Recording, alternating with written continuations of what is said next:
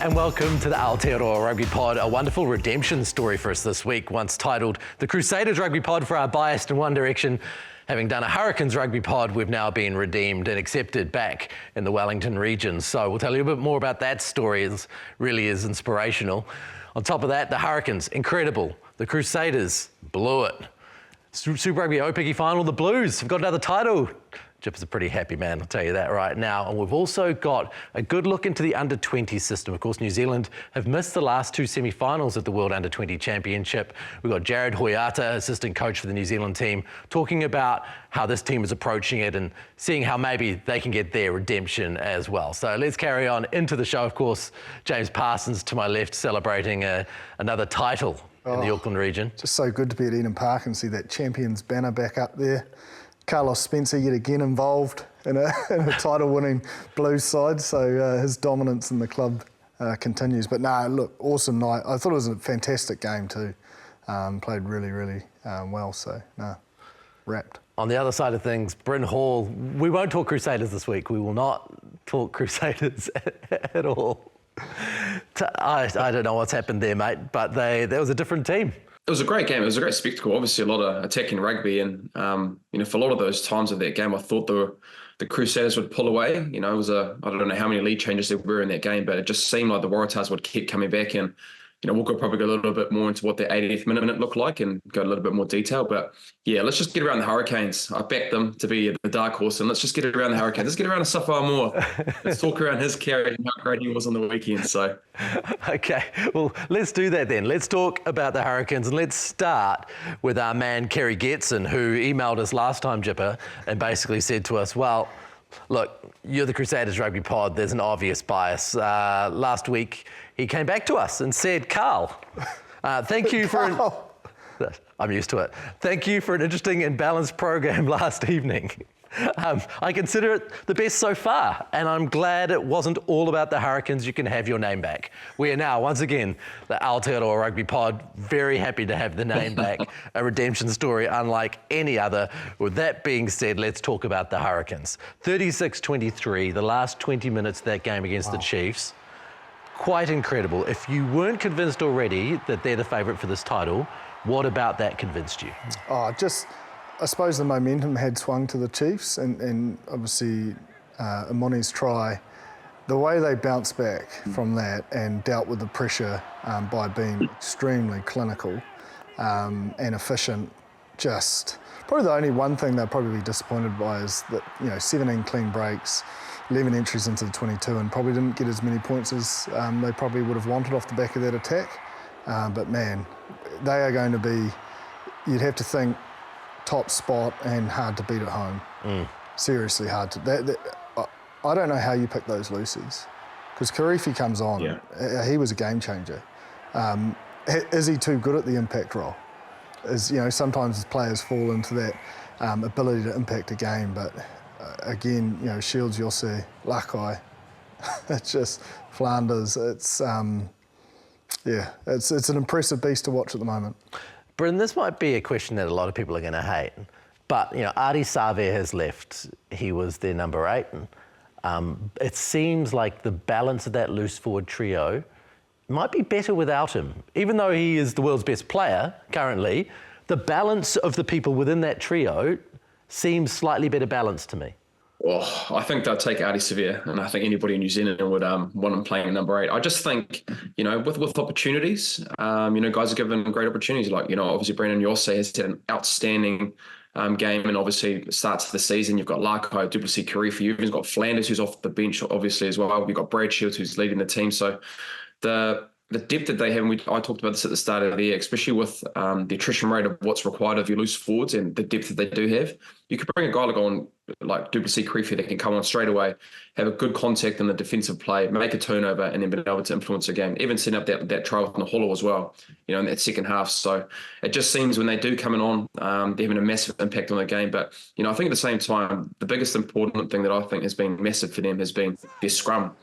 their tight five in big moments and big games. Early on in that game, they had a few penalties in the first 15 minutes. They're able to accumulate that pressure, and then in the back end of games, they're able to have that that scrum pressure and being able to win games that way. So that's the most important thing that I'm seeing, is that in wet conditions, if it's a bit wet in the final series, they can go to their set piece, and when you've got Asafo Aumua running on the edge, running in the middle of the field as well, it seems like the game plan that they are having with their forwards and their back, it's integrating really, really well, and you're seeing a great blend of rugby through the physicality, the attacking ability, but also the set piece and winning that as well. I don't know if it made the final edit, but I did wax lyrically about Aumua a few weeks back, and I just think he is so primed for the role he can potentially play at the next level. A lot of years of experience in and around that All Blacks squad. He's been given a leadership role at the Hurricanes, and he just seems to be going from strength to strength. He is coming to quite the complete package in terms of his core roles. But now it's vintage. Well, I probably can't say vintage, but we all remember that run against George Bridge for Wellington against Canterbury, and he just looks that destructive again on that left edge. So it's really exciting for him as an individual, but for us as All Black fans as well. Because that battle, Takiaho, Cody Taylor, I don't think it's a given now, off the back of his form, who's wearing those jerseys. You think he could start? Yeah, I definitely do. Especially, Cody obviously coming back late. He's very destructive when fresh, against fresh defenders as well. And he seems to just get better and better as the game, as defenders tire. So he's got a role that he could start, but also provide impact off the bench at that next level. But man, he's in some form. Can you talk about his core roles? Because we obviously all see the running and the power and the athleticism. What about the scrum? What about the line out? What about his work in and around breakdowns? Or he often is out wide, isn't he? But what about his core roles is making him good right now? Yeah, look, I think it's the whole pack. The beauty is when it doesn't go to plan, it's normally the hooker's fault. But when it goes to plan, you can think he's changed. But I think the whole pack is providing a platform for that type 5 to flourish. The Lucy's are really engaged scrum time, so that transfer of weight's there the whole time. He's got an All Black tight head who's just come into his own next to him. I think Bryn's sort of mentioned it, but he has to be on the radar. He talk about someone similar to Aumua. He's now nailing his core roles and has that explosive power. And I think Asafa's always had the ability to throw, but in this current system, he looks really comfortable and confident in the calls, which allows him to throw freely, which is a lot harder said than done. We're talking 7 years since he went as an apprentice with the All Blacks.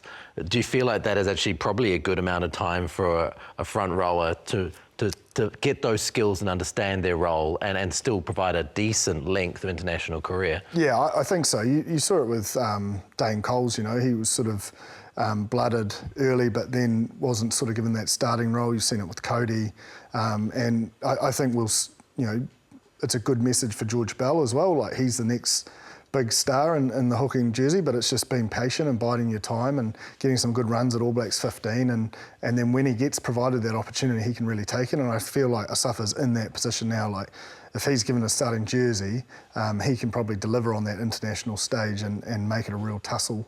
You've been within their camp as a leader. How do you see him? Is he a strong leader? Yeah, I think he's... Yeah, even when you see him interviewed after that, he's very articulate. He speaks really well. He does his work. He's had one of the best hookers to sit behind and learn from, and Colesy does the work. His performances over a long period are no mistake. He's done the work all week that allows him to perform that way, and it just looks like with his shadow sort of move, Asafa wants to be that I suppose beacon of light for the next Hurricanes hookers coming through, and he's doing it. Bryn, we'll come to you in a moment. I really want to talk about the next email that's come through from Chris Minto, who's one of our regular emails. I think he needs to be talked through a couple of things. It's a bit of a counselling session here. He says, one, he starts off saying, I'm upset, I'm a Canes fan, and I think that's just BS that other Canes fans are accusing you of being biased. So thank you for that. Appreciate your support. But he says, now, being a Canes fan, I want to position something with you. Yes, this is a good Canes team, but I don't think they're ready to win the title. I think it's 1 or 2 years away. My reasoning is I equate them to the Canes team that went down in the final in the fog.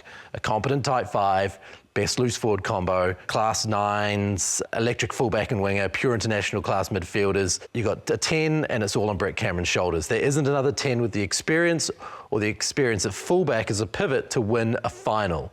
Bryn, do you agree? Do you think that they're there?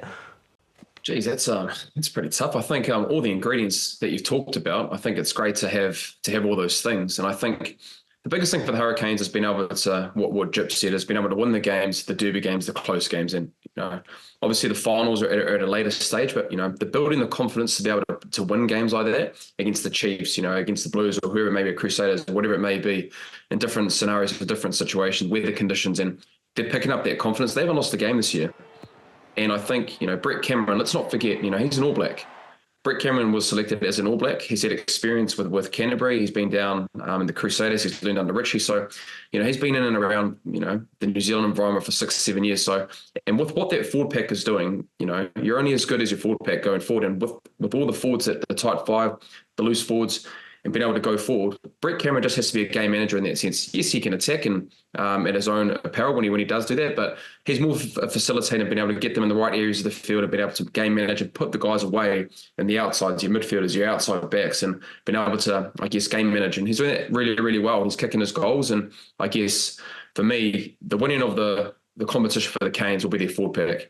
Can they continue the high standard that they have had right now? I think they can, because the wall of attrition when it comes to their loose forwards, they've got the depth there, and their tight five is continuing to keep standing up, especially in scrum time. And that wins finals in the back end of the year if you continue to keep going to your set piece. And they've been able to do that for the first 7 games of the year. So I think they're in a good spot. I'm not worried about the fog, example. I think they're in a good place to be favourites or be thereabouts the final coming to the back end of the year. They are going to be a very tough side to beat. And I suppose he's got demons with Elliot Dixon and try. So I can see, it's probably a little bit like our poor Blues fans, they don't want to get overexcited, because previously, and I speak from experience, we may not have filled them with confidence. But I just think if you look at it statistically and the pressure coming on around that 60-minute or 59-minute, and the way they responded, and the way the coaches responded by getting fresh bodies out there with Flanders and Karifi, turned the game on its head. It was right in the balance there. And they're leading, defensive accuracy with a rush D, the top 3 in line-outs, the dominant in scrums, so efficient at the breakdown with the amount of loosies they have. Those are all the ingredients to the perfect cake. The icing will be just dealing with that finals pressure. His other concern is that they're 1 to 2 years too young to deal with that finals pressure, Bryn. What do you think about that?